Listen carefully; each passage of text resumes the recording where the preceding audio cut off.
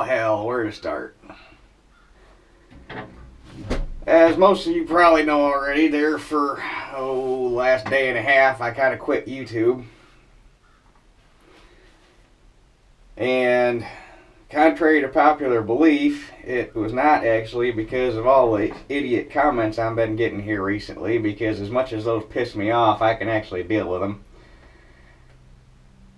And the only reason they piss me off is because I don't know how we can breed that kind of stupid, but that's beside the point. So, anyway, the actual reason that I quit there for a couple days was because here recently I've had people in weird ways trying to contact me using personal contact information. And basically what it all comes down to is there's a couple, well, more than a couple, there's quite a few videos where if you look in the right places you can actually find our home phone number. And I've had a couple people find those in videos and think that, hey, it's okay to call that. And just last week I had one guy call, and I went and checked, called the house here 4 times in 35 minutes. And the other thing is, I've had people, and I don't even know how they managed to be able to read them, but when I do videos of driving down the road and stuff, or going up to the barn or whatever, and I'm on a tractor, got these street signs up here at the corner, and I've had people look up those street signs and try to figure out where our house is. Now, I appreciate the fact that people want to know where I live, kinda, but to me that's just kind of weird, not to try to be an unfriendly person, but I'd really have to meet somebody at the door with my Remington 870 when they show up unannounced and I have no clue who the hell they are from Adam. So that was the biggest reason I quit there for a couple days, was because that shit's got to stop. I don't mind people trying to contact me, but there's ways that you go about it that aren't weird as hell and stalkerish. So that kind of stuff is going to have to stop. Otherwise I will quit for good, strictly out of the interest of personal safety and the safety of my family, because I'm not the only one that lives here, and we can't be having weird shit like that happening. Now, the other reason I quit was because right now they got me working 3rd shift, and I know I'm going to be working 3rd shift through the end of November and possibly through December. It all depends on how things go. And that right now is really screwing up the schedule. Well, it's not screwing up as much as 2nd shift did, but basically this whole switch to 3rd shift thing has got my body not knowing whether it's coming or going. There's days I can sleep. Well, actually, since I started on Monday, I've only actually been able to sleep over 6 hours one day. All the rest of them, I've come home and only slept till noon, so like 4.5, 5 hours of sleep. But between that and the way fall's going here, because we got another 1.5 inches of rain on. Oh, my days are all screwed up. What day was that? Wednesday? No. Yeah. Was it Wednesday? Tuesday night, Wednesday morning. I'm working Saturday night through Thursday night, so my week schedule is all fucked up.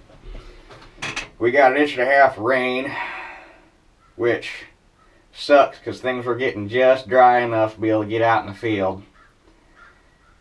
And I still should be able to knock the shit out of it this weekend. We're going to find out. I get done taking this video, I'm going to go test some corn. But beans will probably be out of the question at least till tomorrow afternoon. We'll find out. But because of working third shift and then the way Mother Nature keeps screwing us over here in Michigan, and time's getting really short, and I really need to be able to get up, jump in a piece of equipment, and go. Today I'm not too worried about it because the ground's so stinking saturated. I might try to run, depending on how wet it is, I might try to run some corn yet this afternoon, or at least get the combine moved over to the field, but I'm not going to hit it hard till tomorrow. So, making these videos, it doesn't take an overabundance of time, but it takes enough time that it kind of slows up the works a little bit. So it's kind of nice just to be able to jump in a piece of equipment and go and not have to worry about taking the video camera along and all that crap. So I guess, well, we'll finish up the story here first before I go into that. So I was done. I was gonna quit. Took the videos down. And the reason I took the videos down was because I kept having people subscribing. I was like, well, there's no point in them wasting their time subscribing if I'm not going to make any videos anymore, so I'll take them down. And I didn't delete them. I just made them private so that I could still see them and my family could still see them and whatnot. But I took them down Wednesday night or Tuesday. Had to have been, no, it's today. Yeah, had to have been Wednesday night. Was it Wednesday night? Or was it Tuesday night? I don't know. My week's all screwed up. Either way, the day I took them down, it took about 6 hours or so for people finally realized what I did. And next thing I know, my phone's blowing up, and Jake's texting me, and Michigan Farming's texting me, and Caden Smith's texting me, and Larry Brewer's texting me, and Jake's telling me that there's guys on the Oliver Facebook page freaking out trying to figure out where I went, and there's people leaving comments on my channel and sending me messages, and Bandit's telling me he's got people sending him messages asking what the hell's going on, and I guess it completely freaked people out, which I wasn't expecting, because my humble little YouTube channel, I never figured it was really that important. And then I had guys like Mr. Nate, who way back when he first subscribed to this channel, and right when I was getting going, he was still known as Nate Costas. Then Larson Valley Farms and a couple other guys sent me these big long messages about how much they're going to miss me and how much I've done for them, and it's like, well, shit. I can't just leave everybody hanging like that.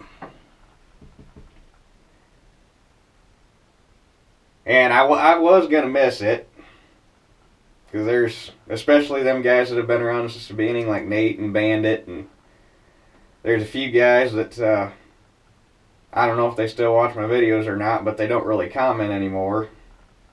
So I hope they're still watching my videos, but yeah.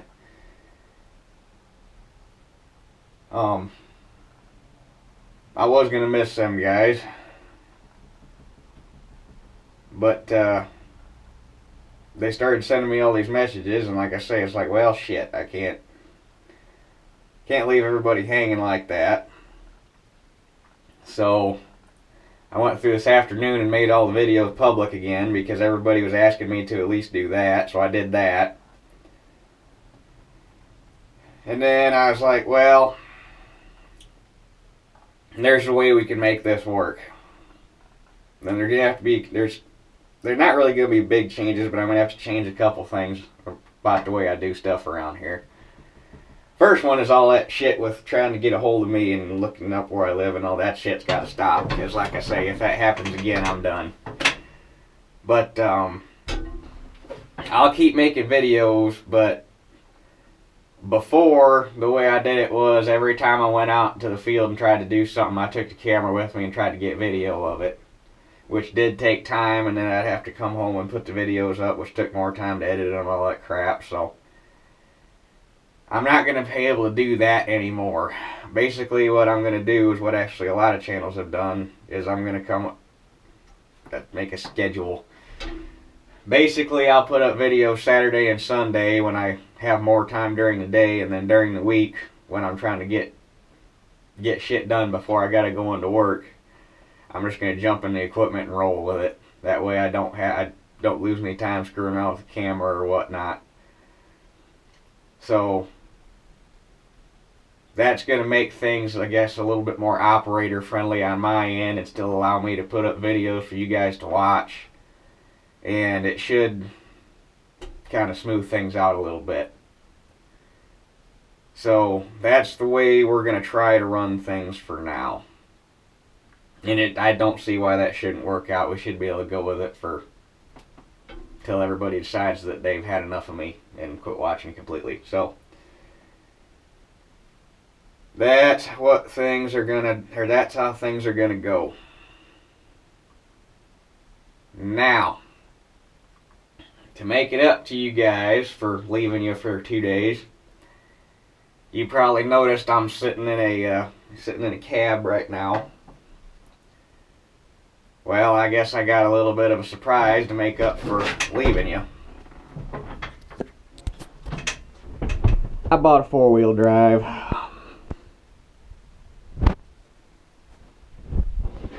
Hell yeah.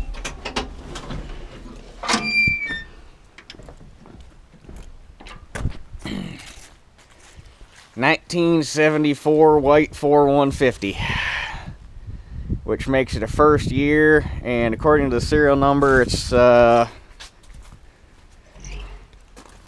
see, what was it again?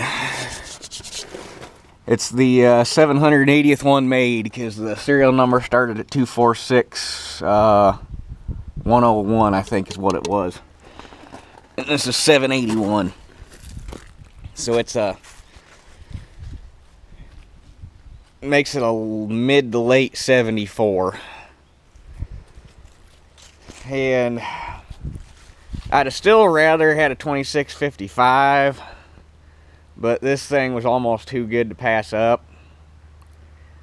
I only had to give $5 grand for it, and I bought it last weekend in an auction over in Angola, Indiana.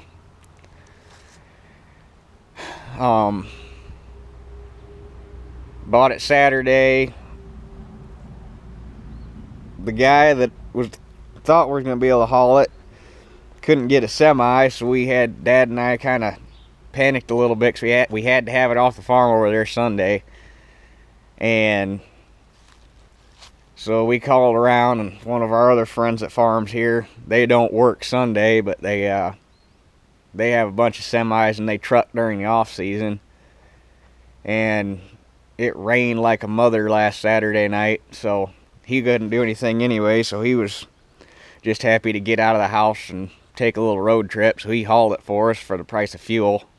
Still don't know how much I owe him, because it's been a week and he hadn't got back to me yet, but it's got a full set of cast iron duals for it, so basically they're these same rims, just flip the dish around, and they got cast duals, which was the biggest reason I wanted it, because this thing weighs a shit ton with them wheels on there.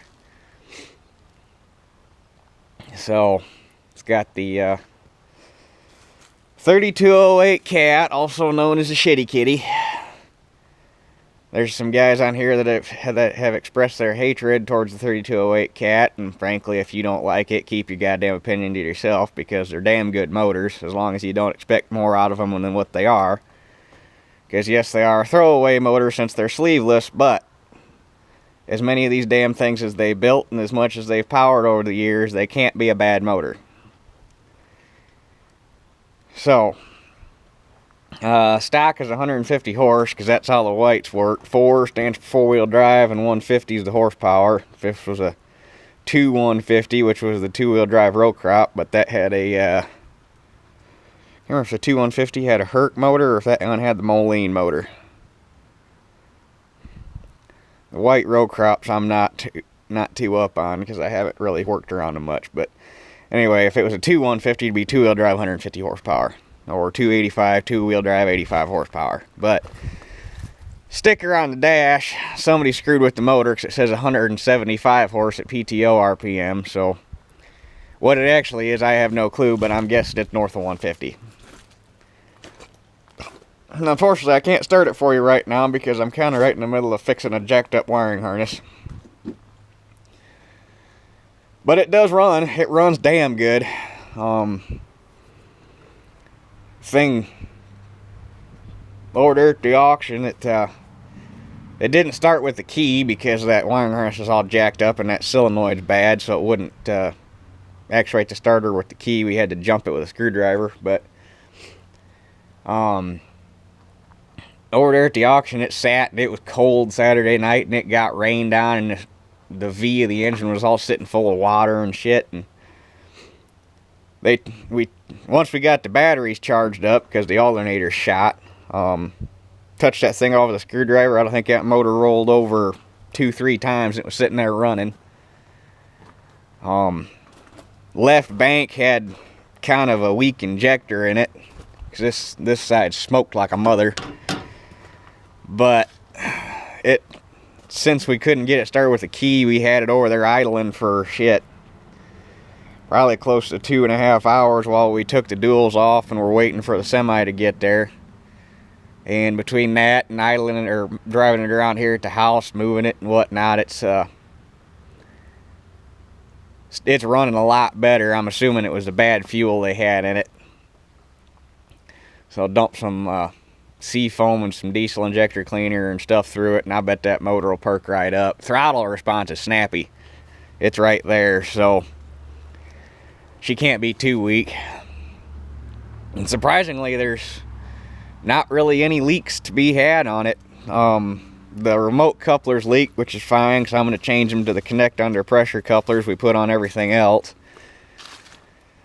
And the fuel tank leaks, but looking up under there, we think it's the jacked up fittings and crap they got in the bottom of it, because the bottom of the tank's not wet, it's all the fittings. So I'm going to pull the fuel tank out and clean the bottom of it, make sure there's no leaks, and fix the fuel hoses and stuff, because this shit ain't right. That ball valve's not supposed to be there. And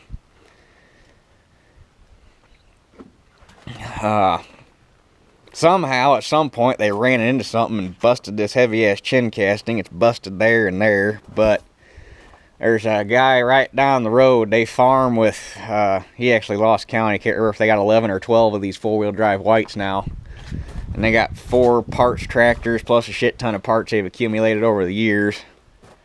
They've got one of them chin castings. They got this thing's supposed to have 2 skid plates underneath the motor. They're missing, but they got those.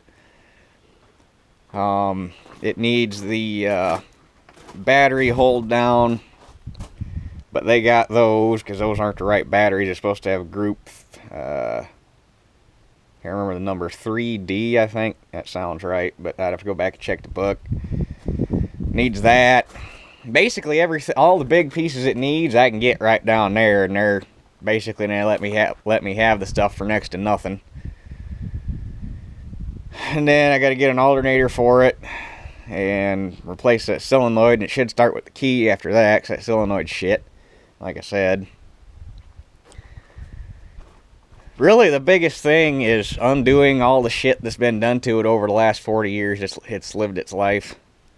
The wiring harness, you can still buy a brand new engine wiring harness from AGCO, but it's $300, which I'm going to get one coming eventually, but for right now I'm going to patch that one up and run it, because I just had to drop almost $1,000 in the parts to rebuild these steering arms, because the bushings are out in them. It's got category 3 3-point, and 1,000 RPM power takeoff, which is another reason I wanted it, because I can throw 2 more shanks on that ripper now and pull a 5-shank ripper with it. Although I do need to find a category 3 center link for it. Hydraulic pump on it has been replaced.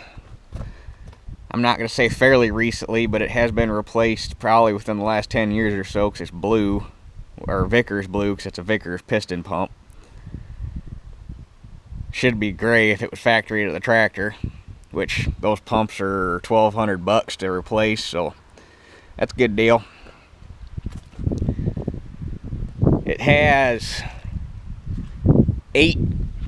all 8 tires on it. The inners are probably 80% or better, and the duals were probably 75% or better. This is actually one of the dual tires, because they had all 4 inner tires, well, they still have all 4 inner tires loaded, and this rim was 8 to fuck. It's to the point where part of the bead lip was, almost a foot of the bead lip was missing.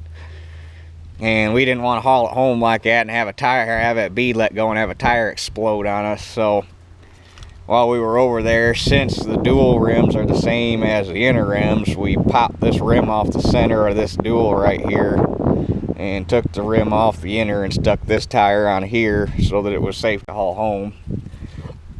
We've already got a good double bevel rim to replace that. We just got to throw some gray paint on it. Right now it's John Deere yellow.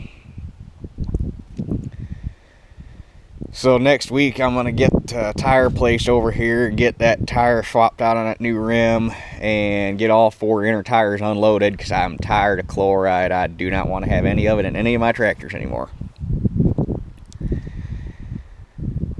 Like I say, I got all the parts to rebuild these steering arms.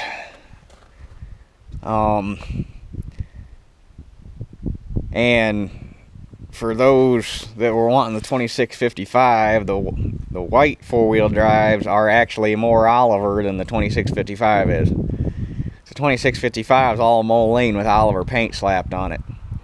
This tractor is a 1955 rear end there, a 1955 rear end there, and all they did was turn them around, face each other, and put a shaft in them. And these were known as the low frame 4-wheel drives, and these things have a lower silhouette on them than any other 4-wheel drive built at the time, because unlike most 4-wheel drives where the motor went into the transmission went into a drop box, and the drop box went out to the front and rear axles, on the whites they drive through the front axle. So the front axle's got the transmission and all that jazz in it, and then they drove through it to the back axle. So everything's right in line. They got the motor down close to the ground to lower the center of gravity. And it is easy as hell to work on. Everything's right here. It's got your standard 3-speed over-under in it. Although, don't quote me on this. I think the 4-wheel drives used a heavy-duty over-under. I know once they got into the bigger row crop tractors, they went to a heavy-duty over-under, but I don't know what year that started. So, and it shifts good.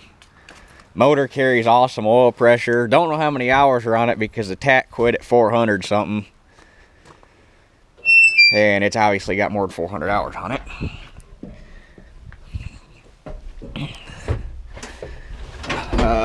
It's got heating and AC.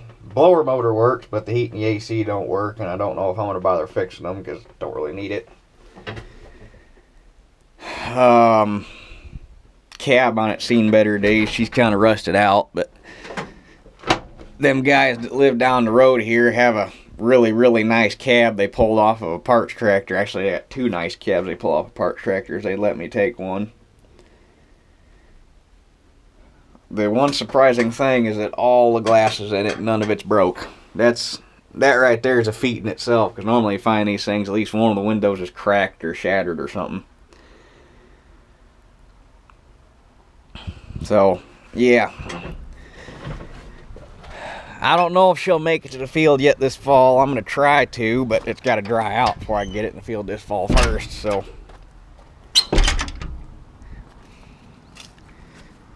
she needs some love, but there's definitely a lot there to work with. It ain't nothing that you wouldn't expect out of a 40-year-old tractor. The one thing that is going to go, though, is them damn dual straight pipes. They make this thing look stupid. Originally, they had pipes that went down and came back up along both sides, and then there was a pumpkin muffler that sat here, and then exhaust came out the hood.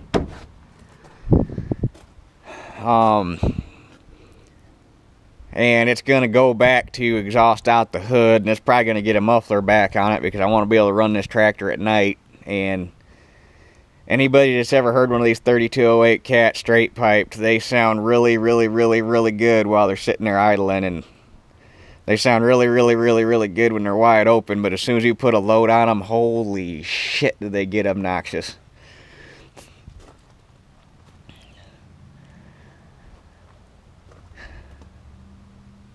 One thing I gotta find is the chrome. They offered two different, or the early ones had a like an expanded metal heat shield that went over this, like yeah, just regular expanded metal. The later ones had a really, really sweet looking, almost like there was a chrome heat shield with slots punched in it. And I want to find a set of them chrome ones to put on it. And I need to find my 3208 Cat stickers to put back on the tappet covers. Because this tractor, this one's gonna get a full, I guess you'd call it working, well, I'm gonna call it a full actual restoration. I'm gonna go through and get her all mechanically right and then put a good coat of paint on it, because this one's gonna be my, hey, I'm a fancy bitch with a four-wheel drive tractor.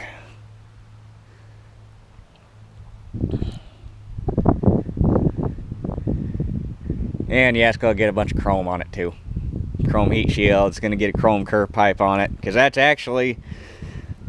what these things had on it from the factory. Even when they had the muffler, they had a chrome curve pipe. Even you can write in the picture in the manual.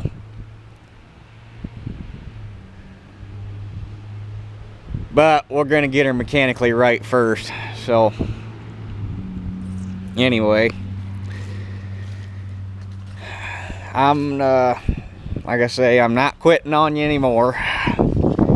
Unless stupid shit keeps happening, in which case I'm done with it. But we're going to hang around and see if we can't make this work out. Like I say, it'll be from now on, videos. Well, I go in Sunday night, so I don't know exactly how this is going to work out. There might be one video shows up like Monday, depending on how the uploads work. So probably maybe Saturday night, Monday night, I don't know. We'll just have to play it by ear, but basically 2 videos a week. And then when I get off for like Thanksgiving and Christmas, I'll probably throw up more than that. But at least during when I'm actually going to work, I want to be able to come home and get shit done. So